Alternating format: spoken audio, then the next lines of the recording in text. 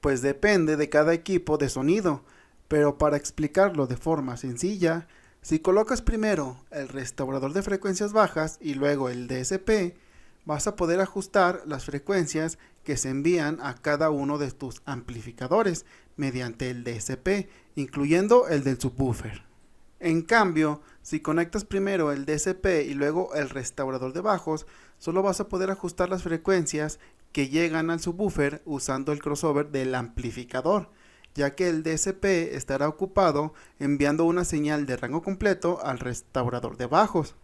Pero cualquiera de las dos formas de conectar el DSP es válida.